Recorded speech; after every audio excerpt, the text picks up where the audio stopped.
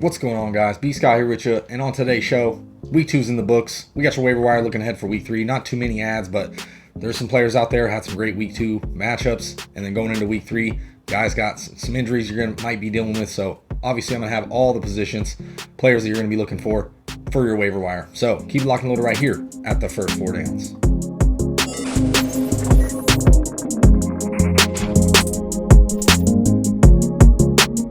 What's going on, guys, and welcome back. B Sky here with you, and we're going over the waiver wire ahead of week three. Week two is in the book, some crazy games, outstanding football play, but we'll get to the waiver wire. So before we get to today's content, don't forget, like the video, subscribe, share, thumb bell, all that good stuff. Comment if there's a player I didn't mention or you want to hear about, just drop in the comment section. I'll be glad to get back to you. So let's dive right into it. Start at the quarterback position. My first quarterback, it's got to be Derek Carr. Back-to-back weeks, great games, pulled off victories against Baltimore and Pittsburgh. Huge upset wins, to be honest. And honestly, they're playing great. Now they got a game at home against the Miami Dolphins defense, albeit the secondary is very good. But the receiving core of Derek Carr's is finally coming together. Henry Ruggs with a big touchdown. Bryan Edwards becoming more reliable. Hunter Renfrow, Darren Waller. I mean, they're also ailing to run the football. Josh Jacobs is out right now dealing with toe, ankle injury. Who knows if he's going to be back ready to go. Peyton Barber, they're not going to be able to get it done efficiently running the football, so it's going to be through the air. Derek Carr back-to-back weeks, over 350 passing yards, 2 touchdowns. And he's the type of guy that I think is going to be pretty good considering there could be a lot of shootouts here. The defense, albeit, has played good over the first 2 weeks, but they're still allowing some points, and Derek Carr is putting up these big numbers. So I like Derek Carr as a possible waiver wire guy here, owned in 26% of leagues. So obviously, Derek Carr, huge pickup for me this week. Next guy I'm going to talk about, Ted Bridgewater. I talked about him a little last week. I'll just bring it up once again. 17% owned. 328 yards passing, 2 touchdowns. His numbers are going to be right there. 250, 300, 2 touchdowns every single week. If he can be efficient and not turn the ball over and not have any of those turnovers, I think Teddy Bridgewater, with the strength of schedule, he's a guy that's going to be a viable option week in and week out, especially on the streaming radar, especially in deeper leagues. So, and then another guy, Justin Fields, owning 51% of Yahoo leagues right now. Justin Fields is a guy that should be owned close to 100%. I really think he's a league-winning, possible type quarterback. Obviously, he may not have the accuracy coming into his rookie season, but honestly, the rushing floor is there. You look at Jalen Hurts yesterday, what he did. He actually really didn't have that great of a game. Had a couple plays called back. Don't get me wrong, so his day could have been bigger, but still, with the rushing floor of Jalen Hurts, that's where you're going to see a possible Justin Fields here. So Justin Fields is a guy that should be added in all leagues. If he's not rostered, obviously be picking him up. Andy Dalton dealing with a little bit of an injury. So the running backs, a few running backs I'm going to talk about. Tony Pollard, he's all owned in 53% of Yahoo leagues. Had a great day, and this is how I see Tony Pollard. I see Tony Pollard possibly as a 60-40 guy with Zeke Elliott. Now, I don't really see Zeke being that complete, full workhorse guy that's going to have 80% snap share. I just don't see it anymore. Yesterday, yes, he did outsnap Tony Pollard on a wide margin, but when Pollard's in there, 76% opportunity share when he's playing on his snaps. So that's huge. So Tony Pollard, they like to use him when he goes in the game. They like to use him a lot, especially in the passing game. So had a great day, over 100 yards and a touchdown. You're not going to see outstanding numbers like this every single week, but I think Pollard is starting to have a little bit of flex type value.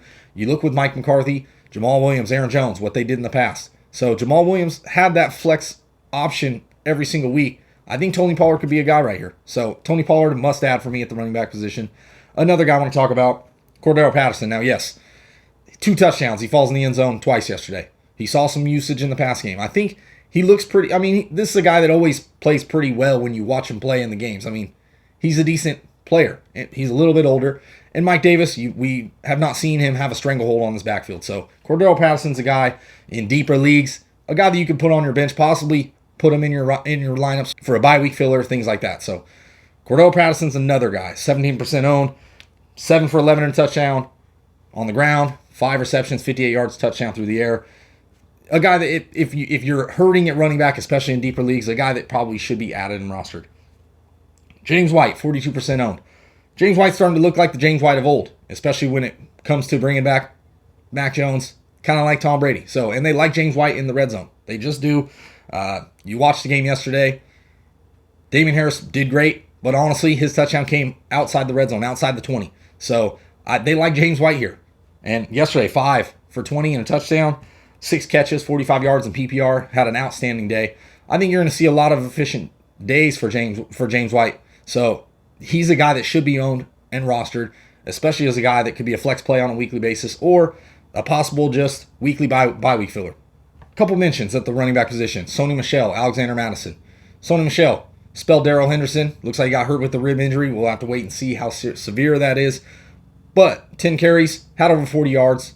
Looked decent. They do have a tough matchup against Tampa Bay, but Sony Michel's a guy that could possibly be in this 1-2 punch here with Darrell Henderson. We didn't see it in week 1 because of the short turnaround, Sony Michel joining the team so late, but who knows going forward? Darrell Henderson, we know, dealing with a lot of injuries, so Sony Michel's obviously an ad.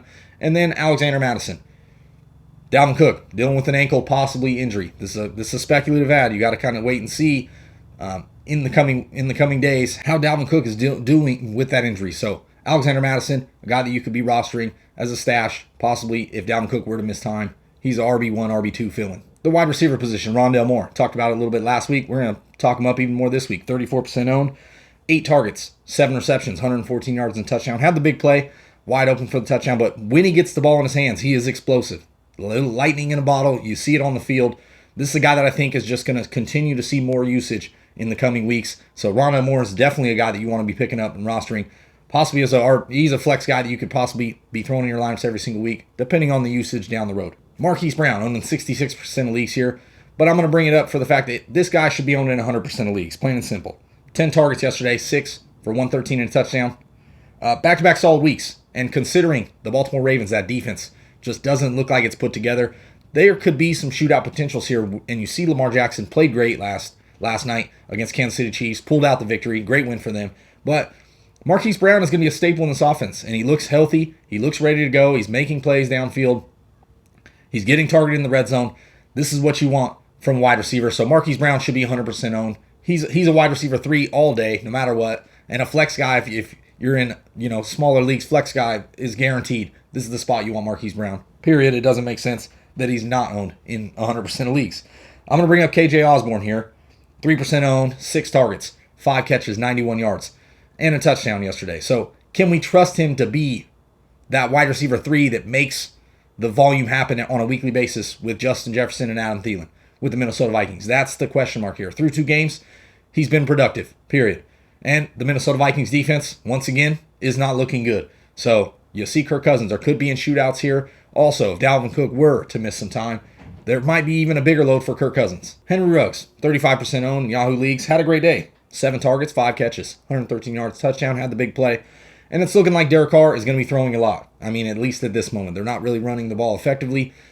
Like I mentioned, Josh Jacobs being down, dealing with the injury. So I like Henry Ruggs as a definite option. A guy that may be a boom or bust on a weekly basis, but I think the Raiders could find themselves in more shootouts than not, especially within the division. Chiefs, Chargers, Broncos. So I like Henry Ruggs as an option here. Bryan Edwards still played pretty good yesterday, but Henry Ruggs is definitely not a guy that could be filling into that expectation of his first round aspiration of where they drafted him at. So Henry Ruggs is a guy that you should be probably picking up and rostering. A guy that I wouldn't necessarily throw in my lineups, but be holding to wait and see how his production shakes out. And then Tim Patrick. They love using him in the red zone, back-to-back weeks with a touchdown. Now, his numbers aren't going to be super inflated. This is a guy that's kind of touchdown, boom or bust, in my opinion, but a guy that is getting targeted in the red zone. So if you need to take a dart throw on a weekly basis, Tim Patrick could be your guy, back-to-back weeks with a touchdown. So last guy I'm going to talk about, Darnell Mooney. He's on 45% of leagues. I think with Justin Fields under center, we'll see how Andy Dalton's injury happens to shake out, but if Justin Fields is under center, you could see more downfield throws to Darnell Mooney. So I like him as a speculative ad. A couple back-to-back okay days, but nothing super crazy. So he's a guy that, honestly, you could see his production increase with Justin Fields under the quarterback position. So on to the tight end position, I don't really have any tight ends that you're necessarily going to jump out and pick up, period. I just don't have any. So I'll have the tight end streams and the tight end sit starts. That's where I'll give you some stream options and things later on in the week. And the defenses, Carolina defense, they look like the real deal.